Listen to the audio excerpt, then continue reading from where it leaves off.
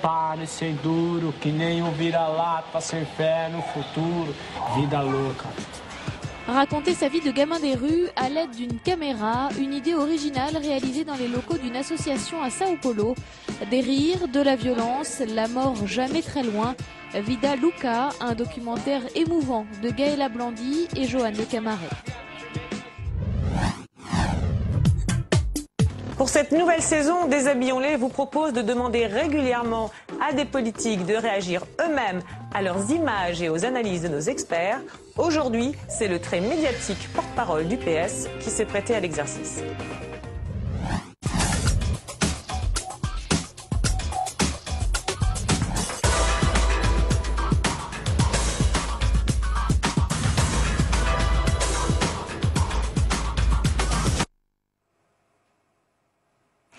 Bonsoir, bienvenue sur Public Sénat. Nous sommes vendredi, il est 18 h. Dans l'actualité aujourd'hui, on vient de l'apprendre, l'échec de Barack Obama à Copenhague.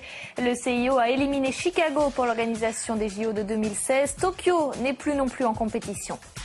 Le sort du traité de Lisbonne suspendu au vote des Irlandais. L'année dernière, le non l'avait emporté à l'issue du référendum. Cette fois-ci, le oui est favori. Référendum aussi au sein du Parti Socialiste. Les militants ont voté oui à l'organisation de primaires, non au cumul des mandats. Martine Aubry se félicite de cet exercice démocratique. Et puis pour ou contre la castration chimique, le débat agite la classe politique française. François Fillon ne s'interdit aucune réflexion sur le sujet. Pour le Premier ministre, l'assassinat de Marie-Christine Hodeau aurait pu être évité. Mais on commence par la libération de 19 prisonnières palestiniennes aujourd'hui par Israël. En échange, l'État hébreu a reçu une vidéo de Gilad Shalit, le soldat franco-israélien retenu en otage dans la bande de Gaza depuis 2006. D'après cette vidéo, il est en bonne santé. Paris demande sa libération immédiate. Nous sommes en ligne avec maître Stéphane Zerbib, l'avocat français de Gilad Shalit. Bonsoir. Bonsoir. Merci d'être en ligne avec nous. La France n'a cessé de réclamer cette preuve de vie au ravisseur de Gilad Shalit. Est-ce que ce soir, c'est un soulagement pour vous et pour la famille du soldat? Incontestablement, oui. Cela faisait très longtemps que plus personne n'avait de nouvelles et d'éléments concrets sur la situation de Gilad Shalit. Et effectivement, cette vidéo est un grand soulagement. Qu'est-ce que vous retenez de cette vidéo? Il a l'air en bonne santé, il a l'air lucide. Qu'est-ce que vous retenez comme élément? Il a l'air en bonne santé, mais cela nous avait déjà été confirmé par les négociateurs égyptiens en son temps, puisque nous avions été reçus par eux au Caire, où ils avaient reçu eux-mêmes l'assurance des geôliers de Gilad Shalit qu'il avait des conditions de détention qui ne mettaient pas en péril sa vie. Est-ce que vous avez bon espoir pour une libération prochaine ? Évidemment, nous avons bon espoir. Cette vidéo s'inscrit, nous l'espérons, dans un cercle vertueux de discussion et il faut espérer que nous puissions aboutir très rapidement au retour de Gilad Shalit chez lui. Et la prochaine étape, c'est quoi ? La prochaine étape, ce serait peut-être plus d'échanges entre lui et ses parents, la visite du CICR, voilà, des échanges concrets et qu'enfin on ouvre véritablement les négociations et qu'elles ne bloquent pas sur un simple problème d'échange de prisonniers et qu'on aille au bout du problème. C'est-à-dire qu'il y aura certainement un prix politique à payer pour les uns et les autres, ce qui nous était clairement indiqué lors des discussions que nous avions au Caire. Merci beaucoup Stéphane Zerbib, merci d'avoir été en ligne avec nous. Les Obama n'ont pas convaincu le comité international olympique. Le couple présidentiel américain avait pourtant fait le déplacement jusqu'à Copenhague au Danemark pour défendre la candidature de sa ville, Chicago, au JO de 2016. La ville vient donc d'être éliminée, tout comme Tokyo. Reste en lice Madrid et Rio. Le CIO doit donner sa décision dans quelques minutes. Aung San Suu Kyi ne pourra pas se présenter aux élections birmanes de 2010. La junte a rejeté aujourd'hui l'appel déposé par la prix Nobel de la paix et confirme donc sa condamnation à 18 mois supplémentaires d'assignation à résidence. Il lui est reproché d'avoir hébergé un Américain qui avait nagé jusqu'à sa maison. Les militaires birmans ont toutefois repris pour la première fois depuis plus de 10 ans des discussions avec les États-Unis. L'actualité politique en France, c'est d'abord la polémique autour des mesures pour éviter la récidive des délinquants sexuels. Débat relancé après l'assassinat de Marie-Christine Odo par un homme condamné à 11 ans de prison pour enlèvement et viol en 2002, mais libéré en 2007. François Fillon estime que ce crime aurait pu être évité. Au cœur des débats, notamment la castration chimique. Qu'est-il prévu exactement par les textes déjà existants? C'est une enquête de Bérengère Dinglas. Traitement inhibant la libido, ce sont les termes utilisés par la loi pour définir la castration chimique. Depuis 2005, plusieurs centaines de criminels sexuels français sont traités. Aujourd'hui, la garde des Sceaux veut rendre le maintien en prison obligatoire en cas de refus de traitement. La loi peut mettre en place une pression, voire, si on parle de façon plus franche, un chantage. Tu sors que si tu acceptes le médicament.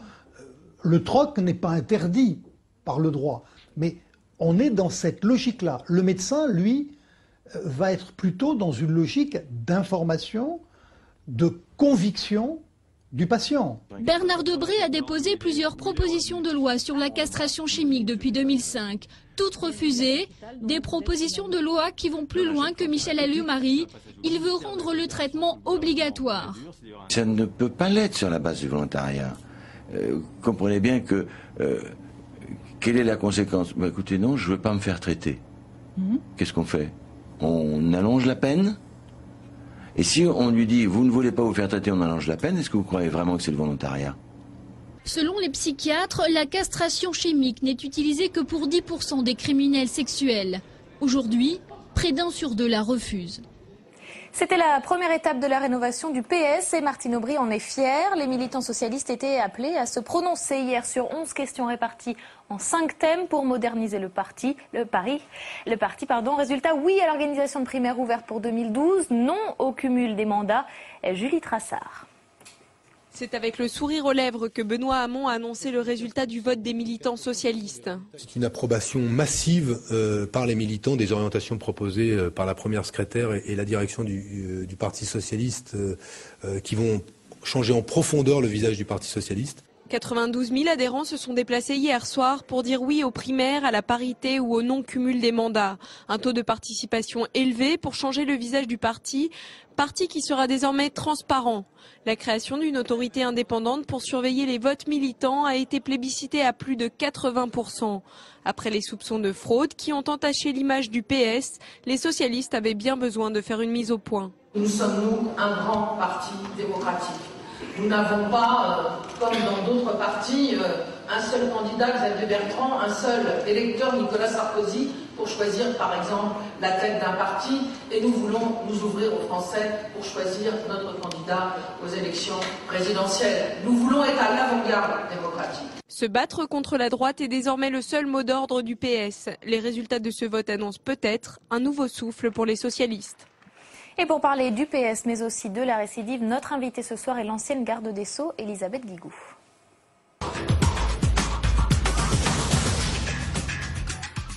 Bonsoir Elisabeth Guigou. Bonsoir. Vous êtes députée socialiste de Seine-Saint-Denis.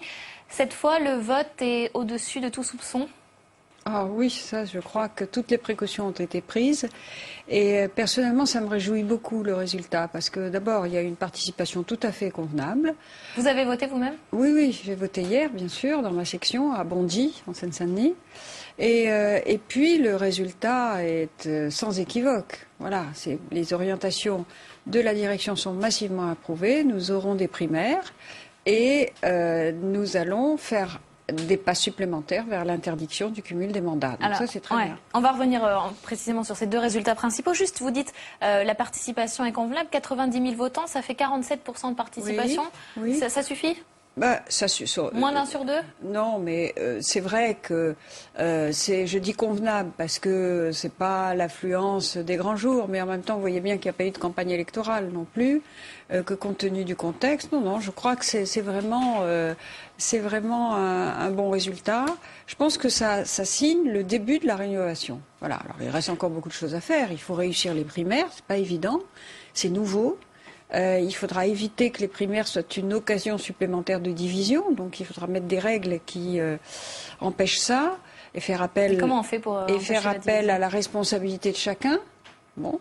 Je crois qu'il faut surtout faire en sorte que les primaires soient l'occasion de débattre du projet des socialistes. Voilà. Et de trancher des options.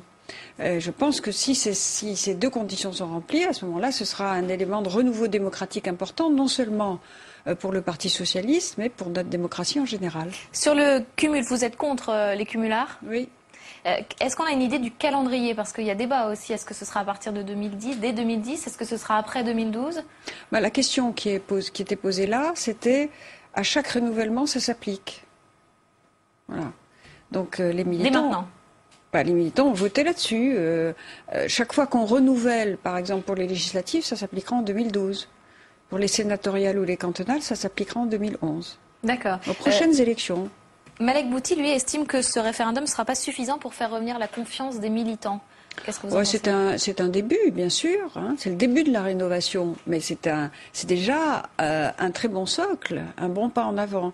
Puis vous savez, moi j'en ai un peu assez de ces esprits chagrins, comme ça, qui passent leur temps à dénigrer. Ils dénigrent davantage, d'ailleurs, le Parti socialiste que l'opposition, si vous avez remarqué. Enfin, que la majorité. Oui, que la majorité. Donc je crois que c'est avec ce type de comportement qu'il faut arriver à rompre. Mais quand même, comment vous expliquez la crise de la social-démocratie un peu partout en Europe? On l'a vu encore cette semaine avec la défaite aux élections législatives. Oui, c'est vrai, il y a une crise générale. Je crois que c'est parce que la social-démocratie a magnifiquement réussi. La preuve, c'est que beaucoup de ces recettes sont appliquées partout, même par ceux qui n'en voulaient pas au départ. Hein. Donc, par exemple, vous pensez à...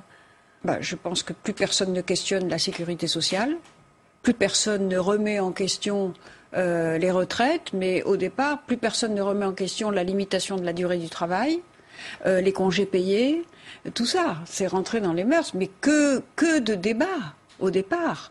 Vous savez, quand Léon Blum a imposé les 40 heures et les congés payés, mais on a eu exactement le même débat que pour les 35 heures. Pareil, des oppositions farouches. On allait désorganiser la production en France. Donc tout ça maintenant est rentré dans les mœurs. Et le problème de la social-démocratie, c'est de renouveler ces réponses pour les adapter au monde moderne. À l'évidence, il faut les situer dans le cadre de la mondialisation. On ne peut plus, comme il y a 50 ans, raisonner simplement dans un cadre national en pensant qu'on va pouvoir tout résoudre dans ce cadre-là. Il faut les situer, ces réponses, dans un cadre européen et dans un cadre mondial. Et c'est ce que la social-démocratie ne fait pas suffisamment. Voilà, donc je crois que c'est un travail qui est à faire. En tout cas, je pense que la social-démocratie, si elle le veut bien, a un boulevard devant elle, parce qu'on voit très bien que ce sont ces idées qui triomphent, des idées de régulation, les idées d'humanisation de l'économie. Donc, allons-y.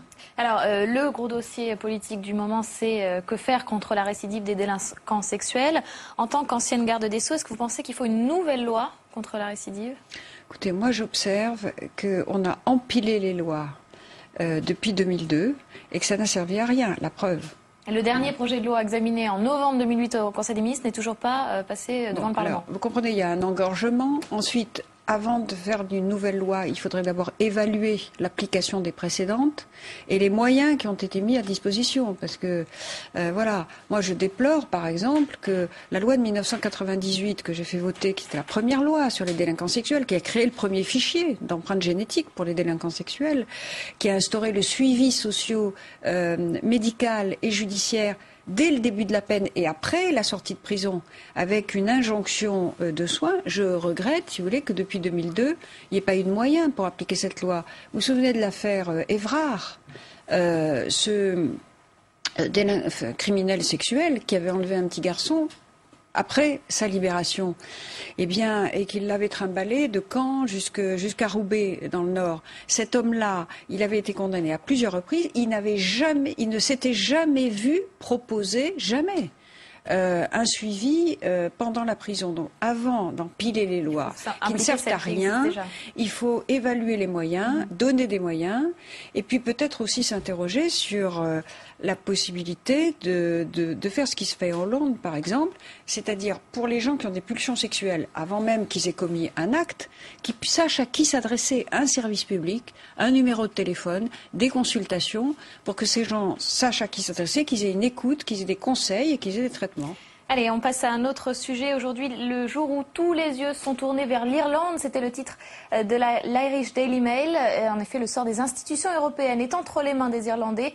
Après un non retentissant référendum de juin 2008, ils étaient à nouveau appelés aux urnes aujourd'hui pour se prononcer sur le traité de Lisbonne. Et cette fois-ci, d'après les sondages, c'est le oui qui l'emporterait 16 mois après. Qu'est-ce qui a changé? C'est un reportage d'Élise Ecardi. Oui ou non au traité de Lisbonne. 15 mois après avoir dit non, cette fois, à en croire les sondages, l'Irlande s'apprêterait à dire oui. Mais si la question est la même, le contexte, lui, est bien différent. La crise a durement touché le pays. L'âge d'or du plein emploi est déjà loin. L'année dernière, quand on a voté en juin dernier, le taux de chômage était à 6%. Maintenant, on est à 13%. Donc, ça a beaucoup changé. Les gens disent du coup, ce n'est pas le moment de nous isoler de l'Europe et de l'investissement qui vient avec l'accès au marché commun. On a un petit pays, on a besoin de jouer, on a besoin d'être au cœur de l'Europe. De plus, depuis le dernier référendum, le pays a obtenu des garanties de la part de l'Europe. Garder sa neutralité militaire, sa législation sur l'avortement, son autonomie fiscale et conserver un commissaire européen. La campagne pour le oui est surtout mieux orchestrée.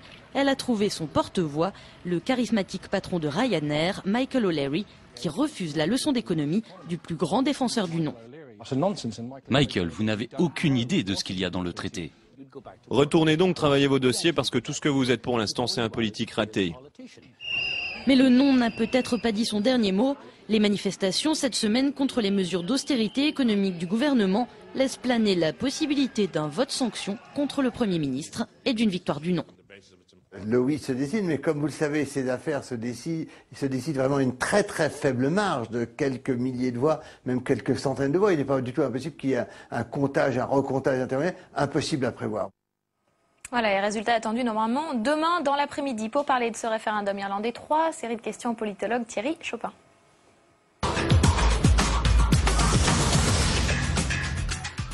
Bonsoir Thierry Chopin. Vous êtes directeur des études à la Fondation Robert Schuman qui publie chaque année un état de l'Union.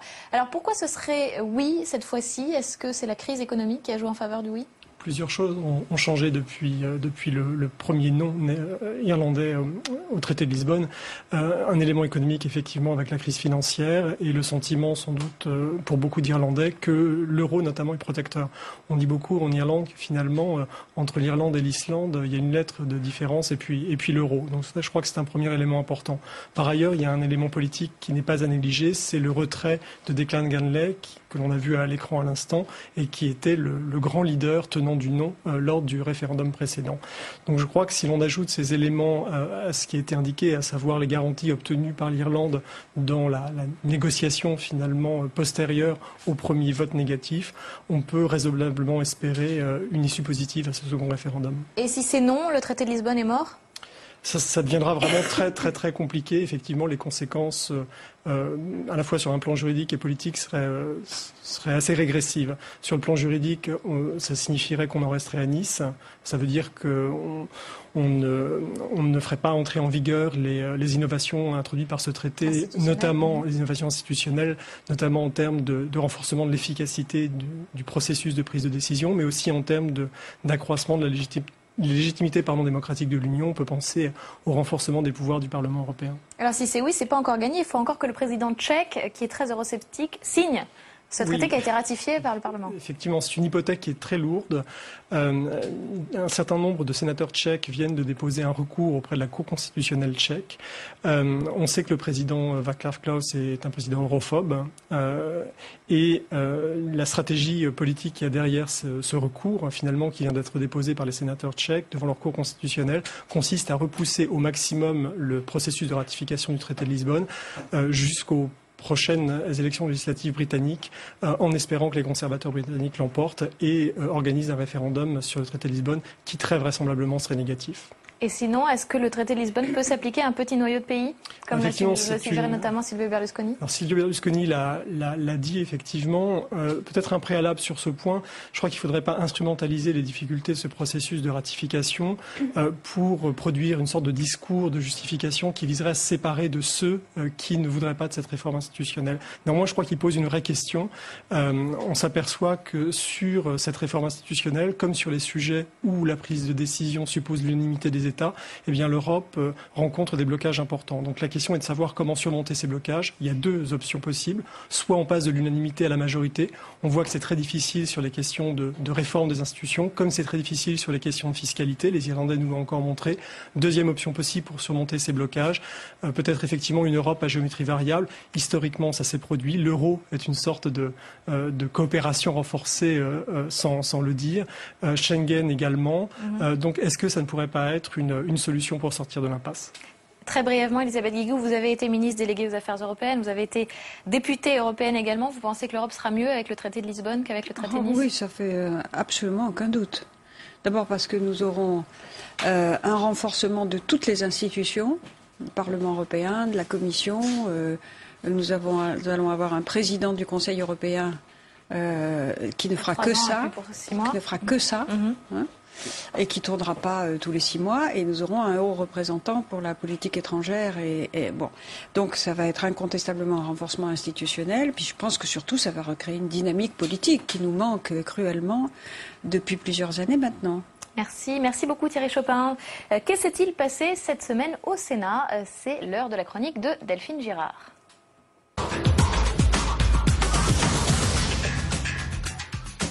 Bonsoir Delphine. Bonsoir Caroline. Alors le temps fort cette semaine au Sénat, c'était l'audition mardi du PDG de France Télécom, Didier Lombard, audition à huis clos, il faut le dire. Mais vous avez eu un peu les sentiments des sénateurs qui ont participé. C'était au lendemain du 24e suicide en 18 mois dans la société. Oui Caroline, cette audition, il faut s'imaginer, a duré près de 2 heures. Il n'y avait pas que les sénateurs de la Commission des Affaires sociales qui étaient présents. Il y avait Gérard Longuet, le président du groupe UMP au Sénat, ou encore Michel André, la présidente de la délégation aux droits des femmes. Cette audition a été marquée par l'émotion, bien entendu, la gravité, mais aussi la colère. Didier Lombard est apparu en fait pour beaucoup comme un grand professionnel, certes, mais également un technicien froid, distant. Il a parlé du suicide d'individus, il a dit qu'il allait régler le sujet. Ses propos ont choqué les sénateurs. Sa démission a clairement été abordée pendant cette audition. Écoutez les réactions des sénateurs recueillies par Élise Ecardi à la sortie donc de cette audition. Moi, je me disais qu'il n'y a pas un général qui, dans l'armée, aurait gardé son poste s'il avait perdu autant d'hommes. Vous pensez qu'il aurait dû démissionner ? Je pense qu'il faudrait qu'il l'envisage sérieusement. Et moi, je me dis que si cette entreprise n'est pas capable de très vite mettre en place tout un réseau pour essayer de dépister les personnes les plus fragiles, eh bien, il faudra que les têtes tombent. Alors, il faudra que les têtes tombent, mais tous n'ont pas forcément réclamé sa démission. Non, alors certains sénateurs de la majorité ont refusé de participer à ce qu'ils ont dénoncé comme un lynchage. C'est le cas de Gérard Longuet, donc le président du groupe UMP au Sénat. On l'écoute. Je dis qu'il est passionné par son entreprise et qu'il a sauvé son entreprise. Pour le reste, dans une communauté de 120 000 hommes, il y a beaucoup, et de femmes, il y a beaucoup à faire en permanence. Et qu'est-ce qui va se passer maintenant alors ? Les sénateurs entendent bien sûr donner une suite à cette audition. Il y a plusieurs possibilités. Ils peuvent mettre en place une mission d'information. Certains sénateurs de gauche ont même réclamé la constitution d'une commission d'enquête. Cela permettrait d'auditionner les syndicats de France Télécom, mais également la médecine du travail. En tous les cas, on aura une réponse la semaine prochaine, car c'est mercredi que la commission des affaires sociales rendra donc sa décision sur les suites à donner à cette audition. Elisabeth Guigou, Didier Lombard a donc été confirmé dans ses fonctions à la tête de France Télécom. C'est une bonne chose ? Vous savez, je crois que quand on a des drames comme ça dans une entreprise, il faut essayer d'aller au fond des choses. Et je trouve, moi, que la proposition de commission d'enquête, c'est une bonne chose, parce qu'à ce moment-là, on auditionnerait toutes les parties prenantes. Et on regarderait ce qui s'est passé dans cette entreprise. On pourrait comparer avec d'autres aussi. Voilà. Alors, Didier Lombard, je crois qu'il doit prendre prochainement sa retraite. Donc, je pense qu'il faut regarder au-delà du président directeur général. Vous ne réclamez pas sa tête, forcément. Mais je trouve que, si vous voulez, il faut regarder l'ensemble du management de l'entreprise. Je crois qu'il ne faudrait pas, comme ça, se focaliser. Moi, je crois qu'il faut surtout essayer de voir au fond des choses. Voilà. Merci Delphine. On passe à l'image de la semaine. Elle est décodée par Stéphane Rosès.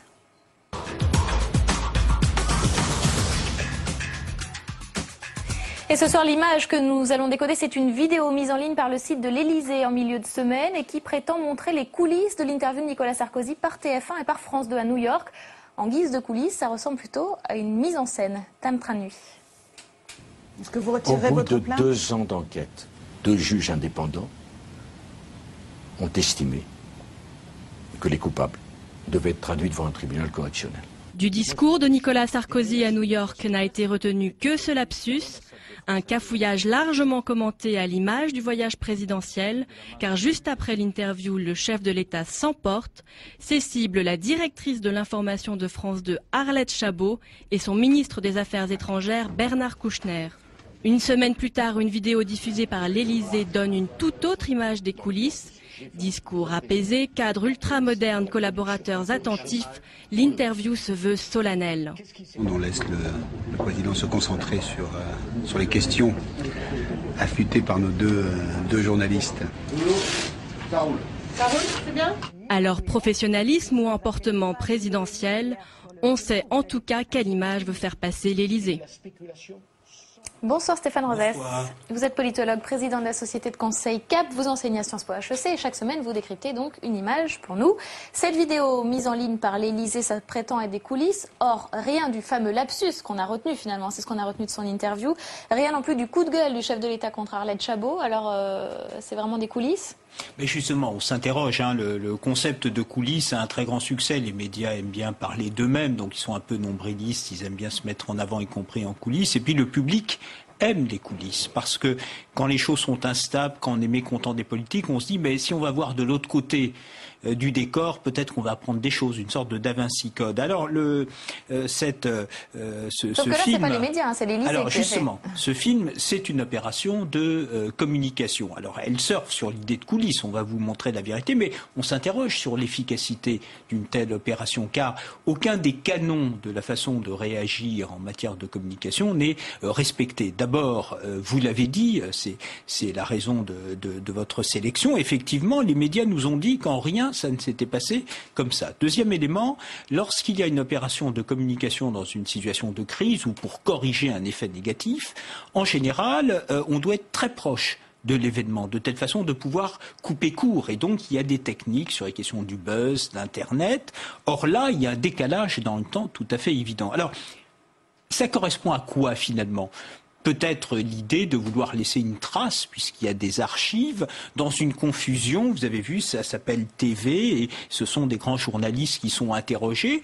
Donc c'est peut-être pour laisser une trace pour l'avenir, mais pour le présent, c'est pas une bonne chose, parce que la crise économique appelle de la part de ceux qui émettent des messages, des cohérences et de l'authenticité. Et donc, il ne faut abîmer ni l'idée de l'information, ni même l'image du président, et je dirais ce genre d'opération est tout à fait contre-productive. La preuve, on en parle comme un objet bizarre et on entretient, je dirais, des coulisses qui, elles, ont été peu avenantes. Et donc le public a peut-être l'impression qu'on lui ment du coup pour l'occasion. Absolument, absolument. Merci beaucoup Stéphane Rosès, à la semaine prochaine. C'est la fin de ce journal. Tout de suite, Bibliothèque Médicis avec Jean-Pierre Elkabbach, une émission consacrée à la chute du mur de Berlin. Quant à moi, j'ai le plaisir de vous retrouver en direct à 22h. Très bonne soirée sur Public Sénat.